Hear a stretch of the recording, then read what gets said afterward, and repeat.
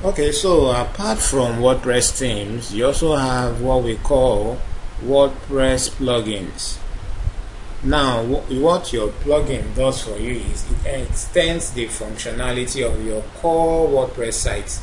Now, there are times you want to design a website for a client and your client is telling you that, okay, I want certain features, maybe I want a form, maybe they want a slideshow on their website, maybe they want a contact form, maybe they want normal form, maybe they want maybe a live chat on their website, different functions. So if there is any particular function that your customer or your client is asking for, you need to come and check the WordPress plugin store and find out if you can get a plugin that can carry out that particular function.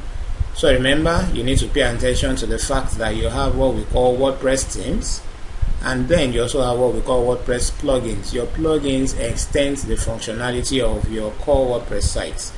Now, if you just scroll down and click on these plugins, there are some plugins that come by default with your WordPress installation, which you will find listed under this plugins option.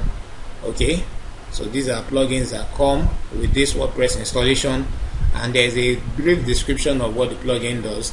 Now, if you need to get more plugins, you need to click on Add New.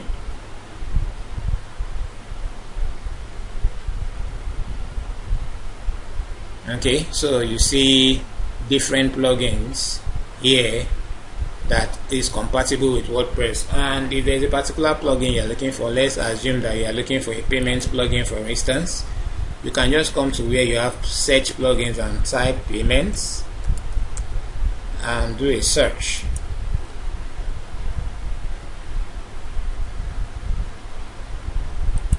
Okay, so it gives me different plugins that can handle payments on WordPress, and from what we have here, we have like 98 different plugins. Sorry, we have like more than 3,000 plugins that can handle payment on WordPress, spread across 98 pages here.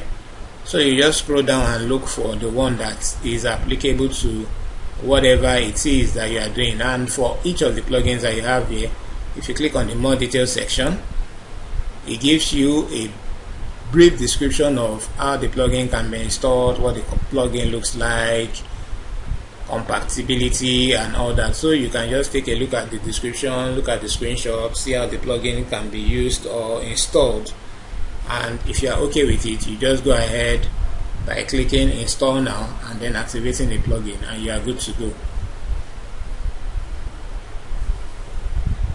If you do more details, okay, so this is a WooCommerce custom payment gateway. So this is description of the plugin. This is how you do the installation. These are screenshots of what the plugin looks like. Okay, if you took the course on how to design an e-commerce website, this is the section that talks about payment, and then these are your reviews for that particular plugin. So all those will help you guide if you should go ahead with the plugin or not. You see what other people are saying about the plugin, their experience using the plugin and all that.